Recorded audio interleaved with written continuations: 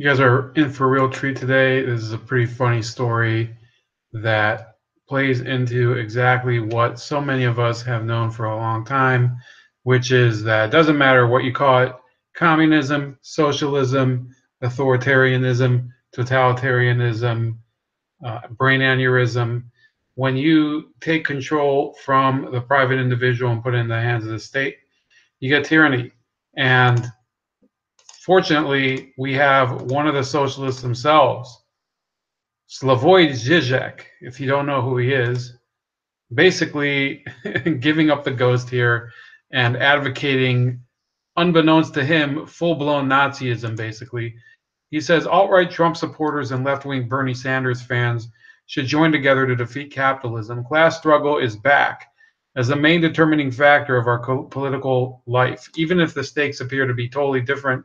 From humanitarian crises to ecological threats, class struggle lurks in the background and casts its ugly shadow. So he shows a picture of Bernie, but what he's really trying to do is call for an alliance between the far right and the far left.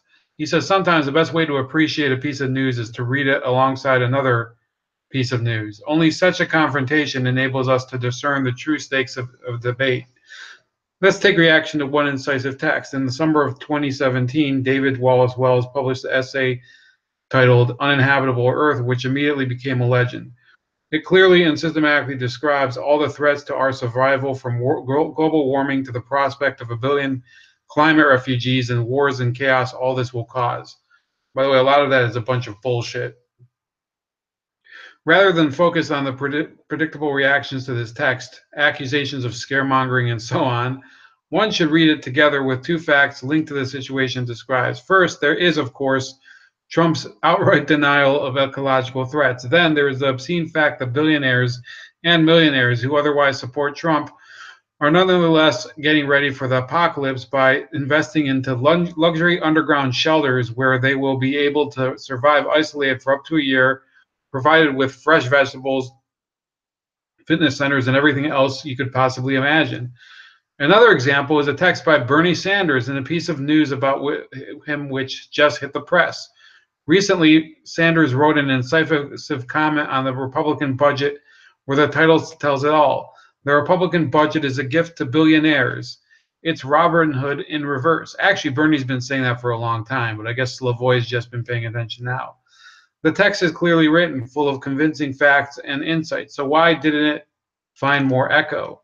We should read it alongside the media report about the outrage which exploded when Sanders was announced as an opening night speaker at the upcoming Women's Convention in Detroit. Critics claimed it was bad to let Sanders, a man, speak at a convention devoted to the political advancement of women's rights, no matter that he was to be just one of the 2 men among 60 speakers, with no transgender speakers, a fact that was apparently accepted as unproblematic. Lurking beneath this outrage was, of course, the reaction of the Clinton wing of the Democratic Party to Sanders. Its uneasiness with Sanders' leftist critiques of today's global capitalism. When Sanders emphasizes economic problems, he is accused of vulgar class reductionism. So then he goes on to insult Dan Quayle, and then he says this: let's hope the FBI... Okay, here we go. When Dan Quayle, not exactly famous for his high IQ, was vice president to Bush Sr., a joke was running around according to which the FBI had a secret order what to do if Bush dies, to kill Quayle immediately. He says, let's hope the FBI has the same order for Mike Pence in the case of Trump's death or impeachment. Pence, if anything, is much worse than Trump, a true Christian conservative. So you have a man in a British daily paper calling for the murder of the vice president if Donald Trump dies. Then it says what makes the Trump movement minimally interesting is its inconsistencies. Recall that Steve Bannon not only opposes Trump's tax plan, but openly advocates raising taxes for the rich up to 40%, plus argues saving banks with public money as socialism for the rich. Surely not something Pence likes to hear. Well, to be honest with you, Pence wasn't really involved in a lot of the banking stuff. Steve Bannon recently declared war, but against whom? Not against Democrats from Wall Street. not against liberal intellectuals or any other usual suspects, but against the Republican Party establishment itself. After Trump fired him from the White House, he is fighting for Trump's mission at its purest, even if it is sometimes against Trump himself. Let's not forget that Trump is basically destroying the Republican Party. Bannon aims to lead a populist revolt of underprivileged people against the elites. He is taking Trump's message of a government by and for the people more literally than Trump himself dares to do. That's why Bannon is worth his weight in gold. He is a permanent reminder of the antagonism that cuts across the Republican Party. The first conclusion we are compelled to draw from this strange predicament is that class struggle is back as the main determining factor of our political life, a determining factor in the good old Marxist sense of determination in the last instance, even if the stakes appear to be totally different from humanitarian crises to ecological threats. Class struggle lurks in the background and casts its ominous shadow. The second conclusion is that class struggle is less and less directly transposed into the struggle between political parties and more struggle which takes place within each big political party. In the U.S., class struggle cuts across the Republican Party, the party establishment versus Bannon-like populists, and across the Democratic Party, the Clinton wing versus the Sanders movement.